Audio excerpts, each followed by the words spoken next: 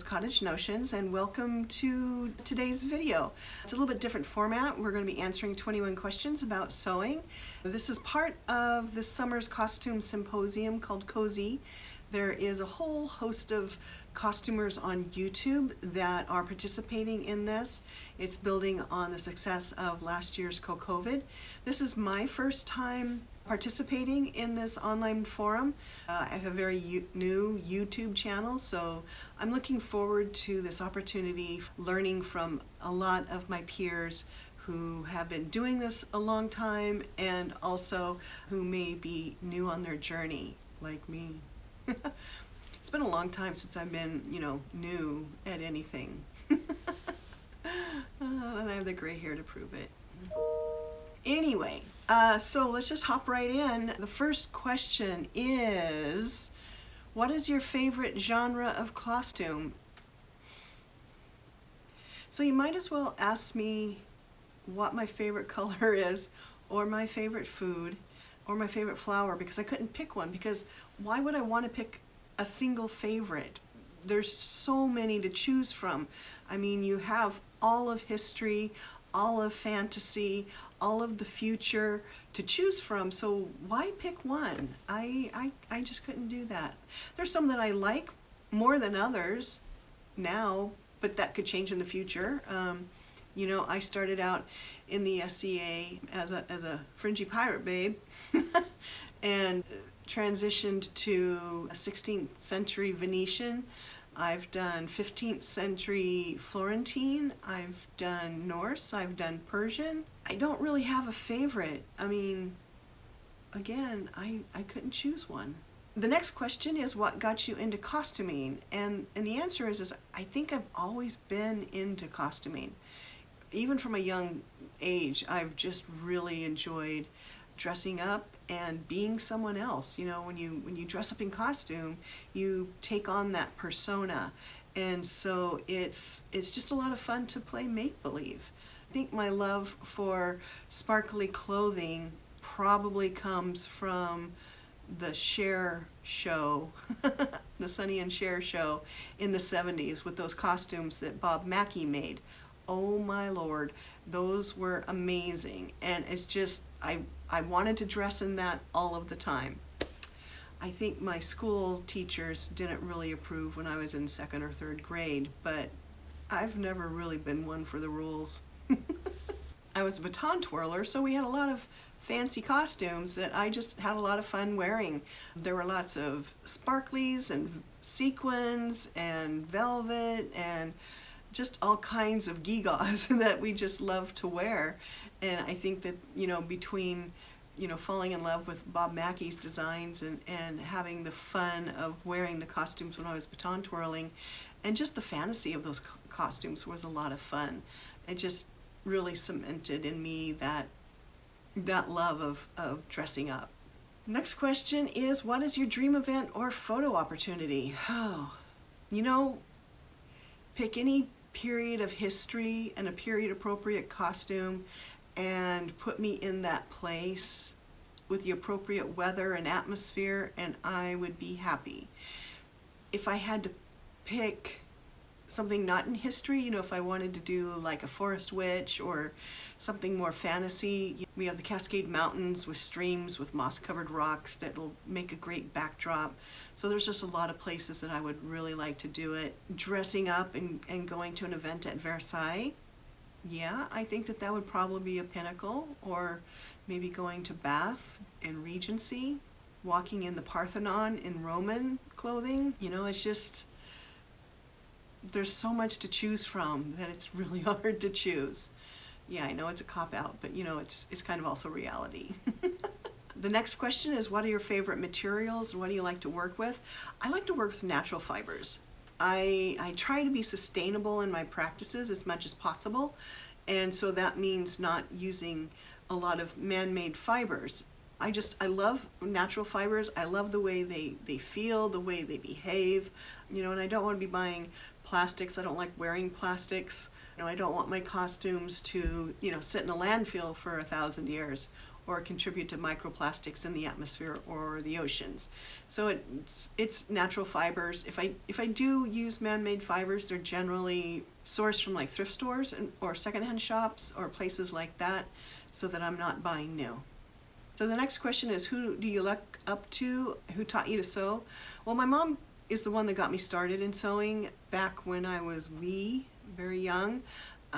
She started me sewing, and I think I was sewing on my own by the time I was 8 years old. When I was in college, she bought me a sewing machine that I still use. It's a Kenmore 12 stitch, and that lovely lady is still going strong. It's getting harder to find parts for her, but she reminds me of my mom every time I sew. While I was in college, I took tailoring courses, I took pattern drafting and a lot of those kinds of courses, and I really fell in love with tailoring and ended up making myself some blazers like this one here. And I just love tailoring. I love the clothes that you get when you tailor.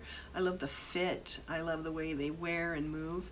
So I'm looking forward to doing a lot more of that in the future. But after college, it was mostly self-taught. I collect vintage sewing books, and so we find a lot of techniques that we've kind of lost in these vintage sewing books. I used to go to the college libraries and read the old magazines and Sears catalogs and some of those artifacts from the early 20th century, late 19th century, and get a lot of information from those. Nowadays it's YouTube. I have a bunch of favorite YouTubers that I like to watch that I learn a lot from. And so we started with my mom and worked my way forward. So the next question is, which one of your projects are you most proud of? I have to say that it's probably a couple of Halloween costumes that I made for the kids when they were younger. One year it was a Demented Teletubby and Laura Croft. So my son wanted to be a Demented Teletubby, so I took a foam pumpkin from the craft store and took the gremlin's face and carved that into a pumpkin. Then took instead of the television in his stomach, I took the image from High Fidelity where the entity is trying to come through the television screen, and then put that onto the Teletubby stomach. And then I bonded foam to the inside of fleece and just kind of drafted up a Teletubby shape and put a zipper in the back, and he was thrilled. And then my daughter wanted to be Laura Croft, so basic khaki pants, and got her some tactical holsters that I had to cut down and make her size. And then for the coat, I made her a blue fleece long duster. And boy, she wore that duster as a bathrobe for years afterwards until she grew out of it, and it just became so threadbare. The next year they wanted to be Alien versus Predators, and this one kind of stumped me because it was a little bit beyond what I'd ever done before. The kids were really encouraging, and they really wanted to do this. So I got some foam from an old couch and took the electrical knife that I usually cut my turkey with and basically just carved the xenomorph head out of it. We took some gloves and carved some claws, carved the back carapace and the tail. For the Predator, we took a motorcycle helmet and more of that foam to make tendrils with, and kind of created some foam around the front. And my daughter made little beads for the hair out of Fimo dough. We used craft foam for the armor. The next question is, what project taught you the most? I would have to say that would be my Eleanor de Toledo dress. When I first started in the SCA, the Society for Creative Anachronism, I was a fringy pirate babe. I wasn't there for the historical accuracy. So eventually I love history, so I wanted to get more historically accurate in my dress. And I started I wanted to dress 16th century, and so, obviously Eleanor de Toledo was the dress to go to. And I was lucky enough to visit the Pitti Palace and get a glimpse of it. In fact, we were almost kicked out of the Pitti Palace because I was caught on the floor looking up her skirt, as one does at the Pitti Palace. I learned a lot from working on that dress, I made so many mistakes and the fit was horrible, but the next dress that I made based on a Bordone painting came out much, much better. And so it just, every time, you know, I would do one, I would get better. But I think I learned the most from that first Eleanor de Toledo dress. The next question is draft, drape, or commercial pattern? And the answer is yes, because it just really depends on the project. If I'm doing a Merovingian dress or Norse outfit, you know, that's rectangles and triangles, so it's easy to do, just to draft it up. You know, I can draft skirts and you know, easy things like that. Sometimes I do drape. I'm not as comfortable with draping as I am with drafting, but it's also something that I'm pushing myself to learn more about. But a lot of times I just start with the commercial pattern. Usually by the time I'm done with an outfit, I have to adjust the pattern so much that it's basically a Franken pattern. So many pieces have been added or cut that it really doesn't resemble that first piece. The next question is, are you team trace or cut out? Mostly cut it out, because I just don't want to be arsed with tracing it. And that's the truth. I just don't want to be arsed. The next question is pins or pattern weights, and the answer is probably pins. I sometimes use pattern weights if it's a real delicate fabric, or I don't want to just don't want to put pins in it for some reason, but it's mostly pins. Yeah, pins. Pin accessories. Next question is, which era or genre would you like to make a costume of? I think that's another hard one to answer, because there's, you know, I mean, there's an infinite possibility, but I'm really interested in learning more about the 1890s into the Edwardian eras. I really like the Gibson girl look. The next question is, what is your biggest sewing or crafting pet peeve? So I have to say the answer is gatekeepers. Anybody who steals the joy from others is an abomination on this earth. People who denigrate others for being new to sewing, you know, their skills may not be there, or they may not be able to afford the expensive fabric. There's a lot of ways that gatekeepers and judgy McJudge faces can just suck the life and joy out of new sewists, and that just bothers me. It just makes me want to go all Baba Yaga on their ass, and because it's just not right, and that's, I think, is my biggest pet peeve. The next question is, how has the pandemic changed the way I craft or sew? Before the pandemic, I hadn't really been doing much sewing at all for about 5 or 6 years. We bought a house. You know, it's strange how a new house that's older can suck up all your time, money, and energy.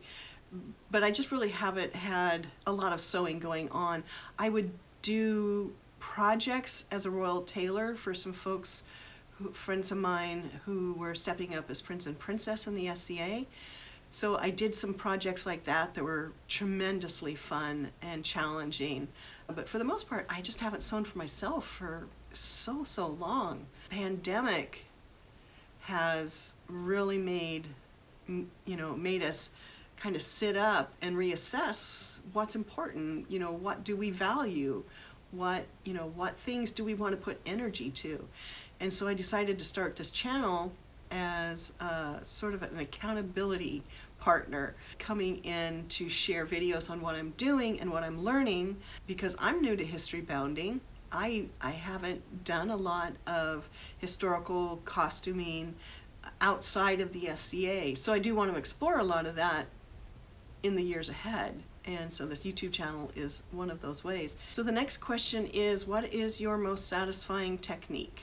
And I have to say hand sewing, because you know, it gives you time with your project. You know, when you're sitting there, it connects you to the past, because you know, before about 150 years ago, all clothes were hand sewn. That's why I love the hand techniques, weaving, doing tablet weaving, or making lucette braid, or doing any of these other hand techniques. It just connects us to the people in the past that made all of their clothes this way. So the next question is, scissors or rotary blade? Yes. The next question is, do you have any sewing assistants? Do spiders count? Next question is, do you sew over your pins or do you take them out? And the answer is, well, it kind of depends. If I have a real fiddly piece and I'm taking things slowly, I probably remove the pin, as I'm just kind of pushing my way through, and then use the pin to manipulate the fabric. Or I'll leave them in if I just need to go balls out and sew fast. The next question is machine sewing, barefoot, socks, or shoes? Well, it's either socks or bare feet, because we don't generally wear shoes in the house. I like the control that you have. It can be really cold up here in the studio, so I wear wool socks a lot. In the summertime, when it's really hot up here, then it's bare feet. I do find my lost needles that way, kind of often. Maybe I should wear shoes. So the next question is tea, coffee, or chocolate? Coffee. Definitely coffee. Every day. Coffee is life. I may have been drinking coffee earlier. So the next question is, what do you like to listen to or watch while you're sewing? And it depends on, the answer depends on what I'm doing. If it requires a lot of brain work, then I listen to music. So I have a station called Mom Studying Music, and it is a lot of film scores. It has a lot of Lord of the Rings or Pirates of the Caribbean, but that's mostly what I listen to when I have a lot of brain work to do. If I'm just doing some sewing and not, the brain doesn't need to be as engaged, I can listen to books on tape. I'm currently listening to the Expanse series, which is really good, by the way. If I'm doing hand sewing, then I can sit downstairs in my comfy chair and watch something on the big TV.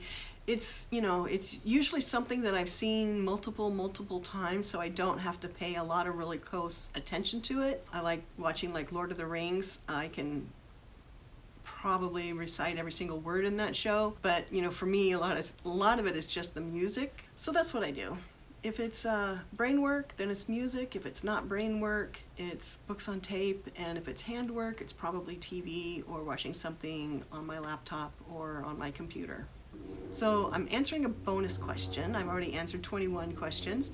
So this one is, what are my plans and goals moving forward?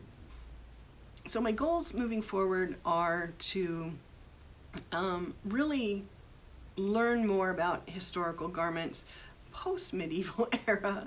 I'm really interested in the Victorian era, Edwardian, and then how I can pull some of these historical pieces into my own wardrobe for a history-bound wardrobe. And I'm going to be sharing that journey here on this channel, and I hope that you will join me for it. So I'm hoping what you will do is answer the questions down below in the comments. I'm really curious to see what your answers are. If you have any questions that you would love to pose to the rest of us, put it in the comments. Let's have a conversation. So I hope you have found something of value, and that until we meet again, I bid you joy.